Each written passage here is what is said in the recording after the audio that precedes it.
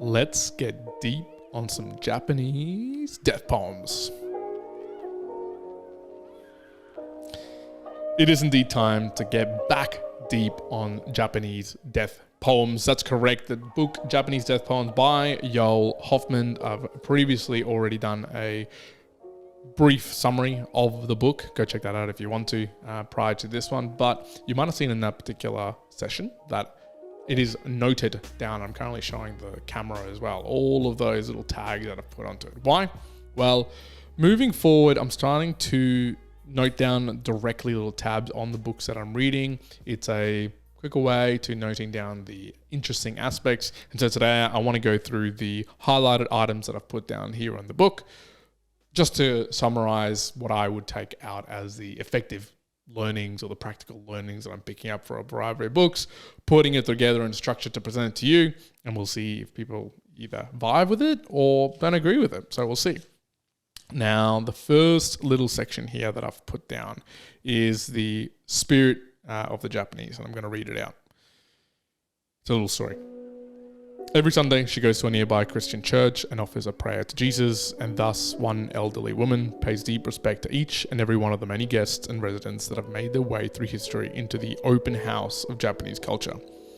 Shinto deities, various avatars of Buddha, Confucian ancestors and the god of Christianity. It is precisely this generous spirit of the Japanese, who without qualms embrace one idea and its opposite at once, that reveals a deeper understanding that life and death cannot be formulated in a single idea, because reality is more complex than any logic and at the same time so much more simple.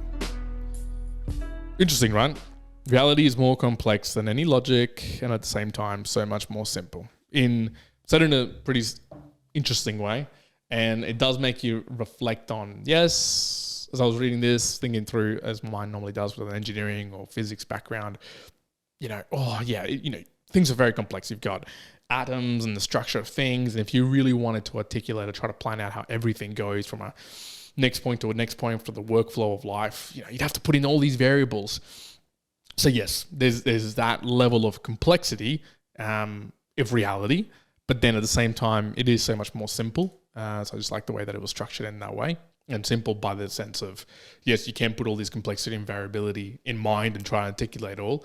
But then for me, I guess it would be sometimes also such simplicity to it in that there's a direct action. Well, doing an action can be so direct to getting to somewhere as opposed to even worrying about the 1,000 variables. Maybe the only variable is to actually do, or the fact of action.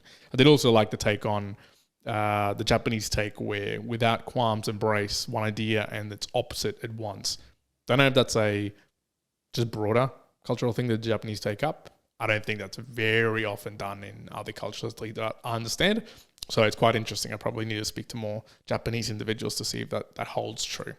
The next couple of notes that I've actually taken down are specifically from some of these poems. So there's either a few haikus or other structures to them, and they were the ones that I called out as, hey, this is pretty interesting. So I'm going to read the name, which I'll butcher, I'm sure, some of the details on them, and the actual poem, and then we'll talk through. So one, there's Kozan Ikkyo. Now he died on the 12th day of the second month, 1360, at the age of 77. Empty-handed I entered the world, barefoot I leave it. My coming, my going, two simple happenings that got entangled. I like that. The simplicity, some of these ones, the ones that you'll probably hear me talk about, I like this way that it's structured in a very simple way, and that entangling of coming and going, and life is just entangled, and it's the middle bit that just sort of happened. There's a lot that happens, obviously, in that entangling, but looking broadly more, 1360, that was alive back in 1360, and of course, how many lives have been lived since that time to now makes it reflectively, I think, it's two simple things. There's the coming and the going, and then there's everything that happens in between. But then, zoom out far enough into the millennia, the decades, that it's a little blip of entanglement in the human history. So probably as a call out, to take things less seriously. Because honestly, in a millennia from now, when you're not even around, people are just not even going to bother. Just a simple coming and going. From Shumpo Soki. He died on the 14th day of the first month, 1496, at the age of 88. Old man.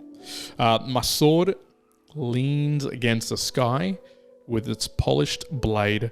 I'll behead the Buddha and all of his saints. Let the lightning strike where it will.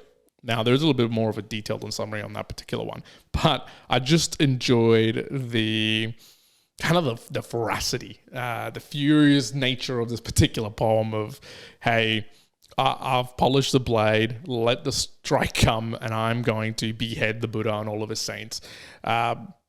This sort of like almost sums up, but I'd be looking at it towards the tail end. It's like, yeah, let's go to battle. Let's still take it on. And again, reflecting back on that particular one, I go, oh, Shumpo looked like he still had a bit of energy and drive and care for the world at that point back then. One here from Ensei. A parting gift to my body. Just when it wishes, it'll breathe my last. So again, talking about the gift of the body being the breath. One of the pieces that I take away from that is the call of gift as being a breath. How often do we not think about that in a day-to-day basis when you have 1,000 other things happening in the world and a gift feels like, a genuine gift, someone's giving you something or something's happened beyond the expectations, but at the boundary of life and death, the parting gift to the body is a breath. It's the final breath and maybe other things, but to that'd be a gift at that point. Yeah, reflects on, there's a lot of other things that happen in the entangled part of life that should be joyously held and enjoyed. This one from Fusen, died on the 29th day of the 11th month, 1777, 57. So it's a little bit more recent. Today then is the day the melting snowman is a real man. Let you capture that. The melting snowman is a real man. And a little bit of the summary there. Fusen died in the depth of winter, and the image of a man melting like a snowman is a seasonal one. But I also the melting snowman metaphor where we see something that maybe we're just easy to think that that's just what happens to it. The snow melts, the leaves go away or fall from the trees. That we feel like such a natural thing, and I guess the cadence of it happening is so much shorter, whereas for a real man to disappear, go under the ground, get burned, whatever it may be, for the human to disappear, given that it's a longer stretch of time, it's not as obvious to the mind, but it happens. And you could even stretch this further to whole ecosystems, to planets, right? At the end today, there's always going to be a today when the day is that everyone becomes the melted snowman. From Isa, died on the 19th day of the 11th month, 1827. What matter if I live on? A tortoise lives 100 times as long. And then another part of it, from one basin to another, stuff and nonsense.